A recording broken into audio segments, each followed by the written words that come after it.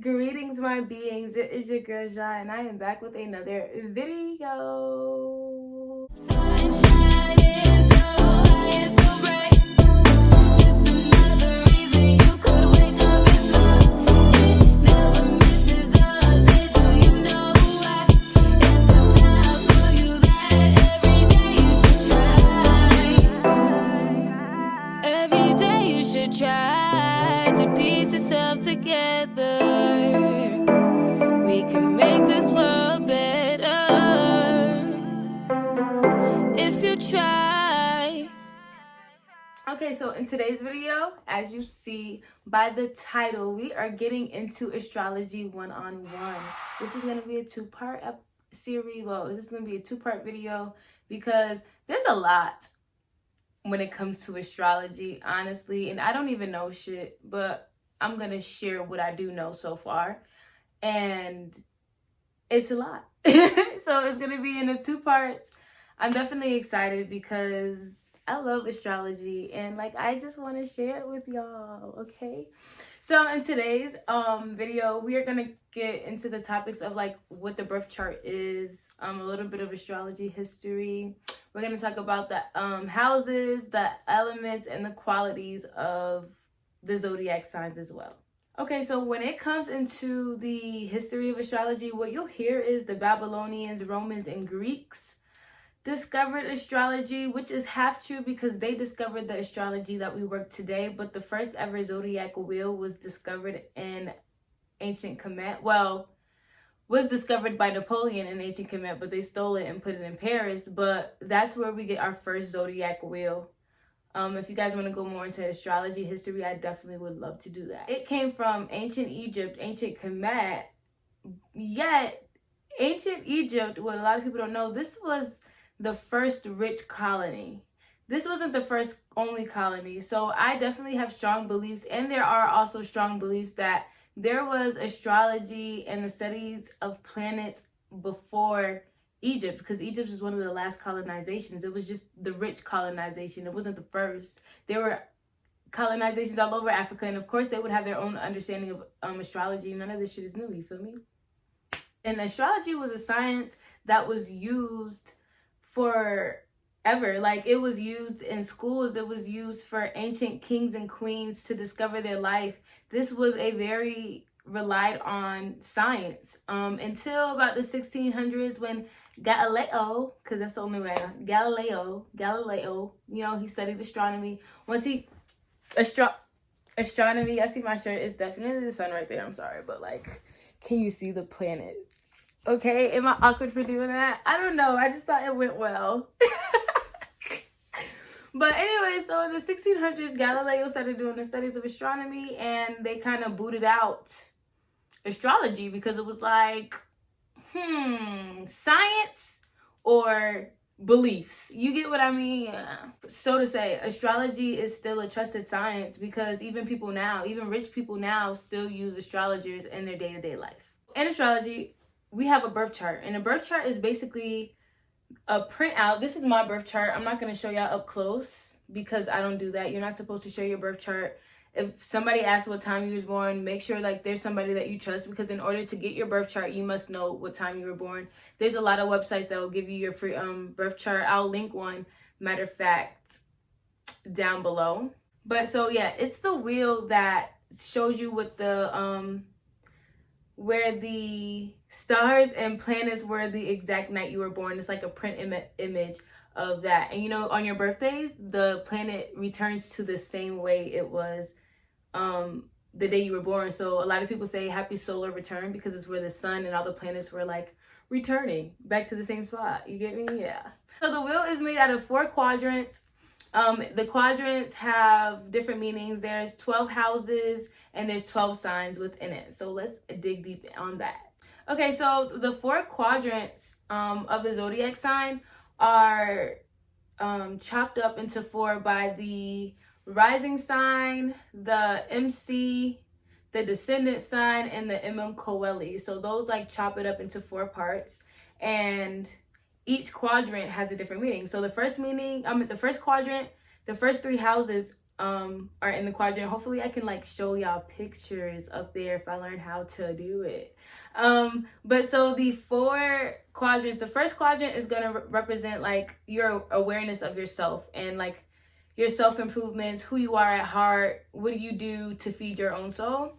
The second quadrant represents your outside life, and this relates to like intimate relationships. So your your awareness of others who are intimate to you, like family, and when like your first step into the world. The third quadrant is going to represent society as a whole. So your awareness when it develop goodness gracious, can't talk. Your awareness developing around society, and when you get to the fourth quadrant, it is your awareness developing over the whole like globe, humanity as a whole. There's more that goes into that. On part 2, I'm gonna explain more into that, because there's also freaking hemispheres and the north and the south, and I think that's like a lot, so that's gonna be a separate video. But yeah, 4 parts, 4 quadrants, they all represent different things. And those quadrants, there are houses. So the houses, there's 12 houses, and the wheel is divided up in 12. So in each quadrant, there are 3 houses. Are you following me? Right. So the first house, hold this. So the first house represents your identity and what you come out as, how you express yourself to others, and how you approach life. Your second house is represented by like your values, how you want to make money, your daily routines, how you work, and so forth. And your third quadrant is, the third house represents your mind, the way that you think, the way that you like socialize with other people. So remember, the first quadrant is like who you are, your self-identity. So when we get to the second quadrant, it's going to be the next 3 houses. We have home, for the first house is the 4th house, and that's like home, family, kids, lovers, significant others. Those are intimate relationships, how you emote yourself to your close ones, all that good stuff. The fifth house is romance, love, short relationships, flings, like socializing, singling and mingling type things. This is like, also it's like for creativity. It's very fun. When you think about the 5th house, it's very fun. I have a lot of planets in my 5th house, but we'll talk about that later in another video. The 6th house represents your health and how much you take care of yourself, the services that you give, and how you organize with the world as well. Then we get into the 3rd quadrant, which starts with the 7th house, right? The 7th house is your more serious relationships. So this is like you marrying people, right? And this is how like serious relationships, like business partners and long-term friends, and how you feel about those who are really close to you. When we get to the 8th house, this is represented by sex, intimacy, shared values, shared possessions, and also goals like rebirth and stuff. Also all of the signs are connected. All of the houses are connected to a sign, and so each sign also fits into the description of the houses. When we get into the signs, it'll make sense. But anyways, the 9th house is your wisdom, philosophy, how you really think. Also, I would say like your ethics. Also, when you think about religion, you're going into deepness of like, I don't know how to explain it more than like, but like your deep thinking, your philosophies, like that's what the 9th house represents. 10th house represents your long-term goals. What do you see yourself doing in your career for a long time? How you present yourself, public image wise, how you structure your life, all that good stuff. The 11th house is the humanitarian, and the 11th house is for Aquarius. That's me. Anyway, so this is like your friends, your groups, and how you look at the world. Like I said, humanitarian aspects. Also relating to advancement of technology and in the future thinking. And the 12th house represents endings, spirituality, solitude, the things that are like beneath and hidden. Also nurturing. Okay, so that's the energy of the houses. Now we're gonna get into the zodiac signs, right? So hopefully I can do this on camera perfectly, right? So the first sign of the astrology chart is going to be Aries. So Aries is going to relate to the first house. Second sign is Taurus. Taurus is going to relate to the second house. You follow me? The third sign is Gemini. The fourth sign is Cancer. The fifth sign is Leo. The sixth sign is Virgo. The seventh sign is, I don't have it written down, but I'm trying to look at 7 like to relate to the signs. What is 7? I don't know. Oh, Libra. That makes sense.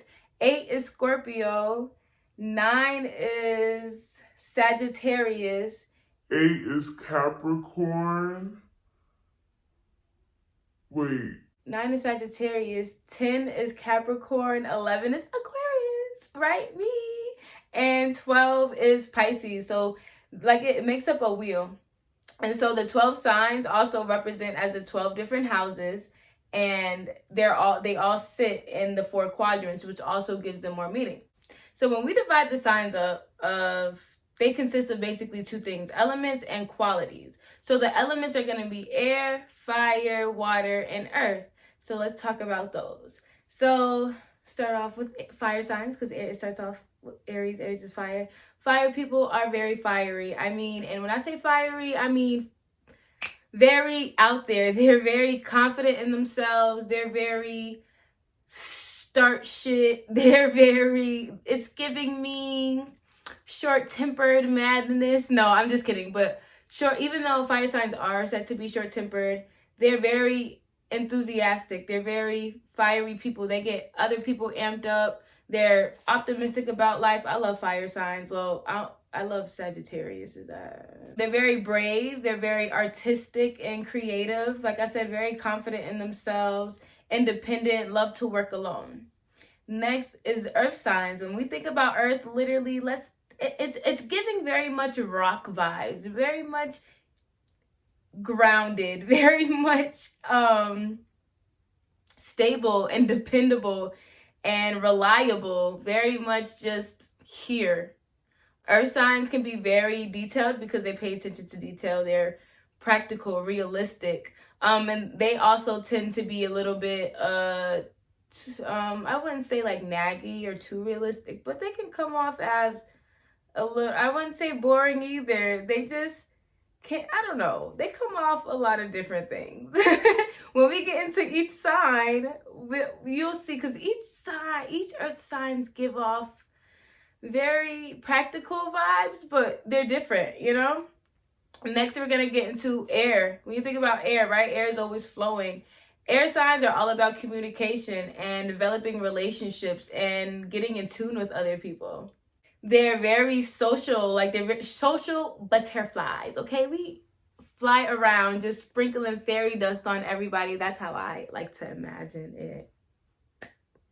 We're witty, intellectual, very smart, like to learn things. We also like our space. Think about air. Air is air. We love our space from people, okay?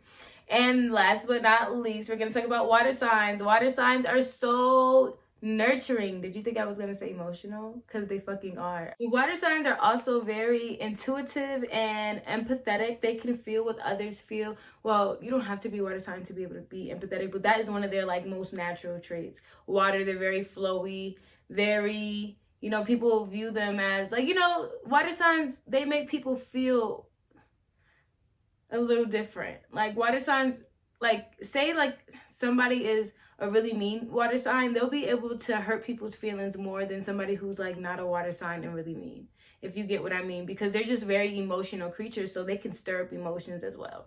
Okay, and so those are the 4 elements of the astrology signs. Within those 4 elements, those are the signs are divided up into 3 qualities: cardinal, mutable, and fixed. So the first is cardinal. Cardinal signs are Aries, Cancers, Libras, and Capricorns. These 4 signs are the ones who start off a new season. When you get a sign that starts something off, that's exactly what they're going to be prone to do, starting shit.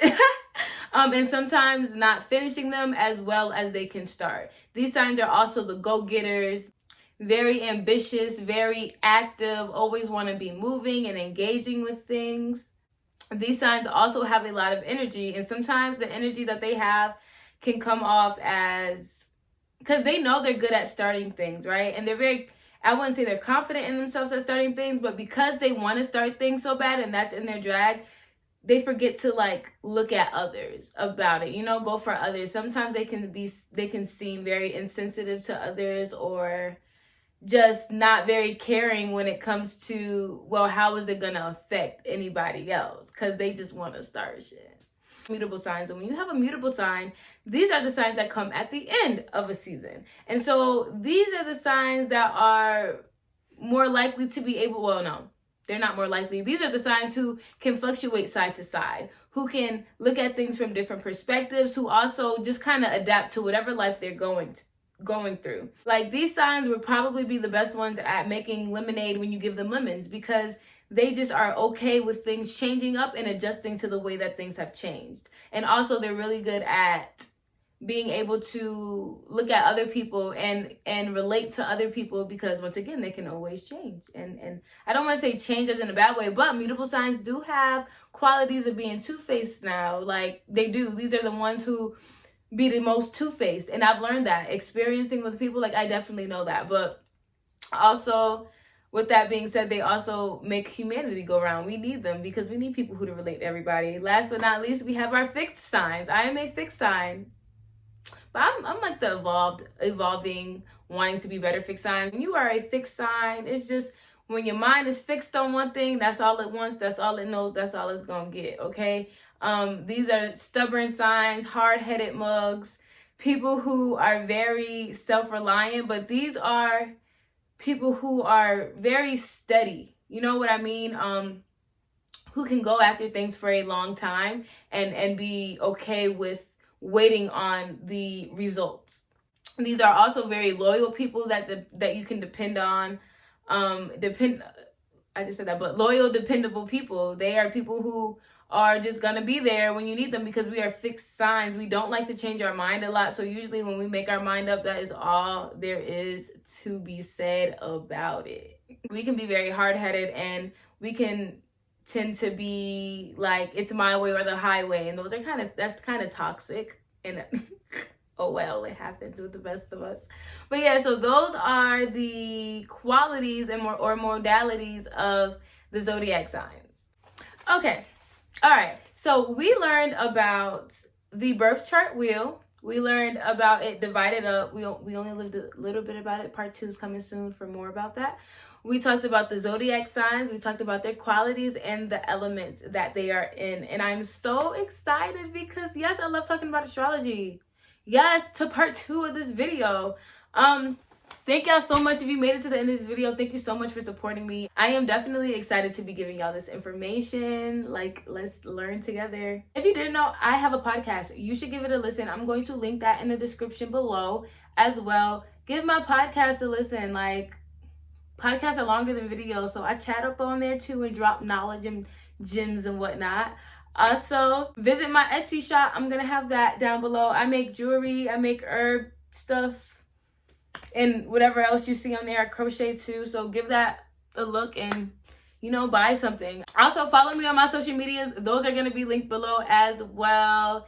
And thanks once again for just like being here and checking me out, because I really highly appreciate it. I have some music that's also out, so I guess I'll link that down below as well. You heard it in the intro. That's my song, if you didn't know. So yeah, but all right, until next video, peace, my beings. Make this world better if you try.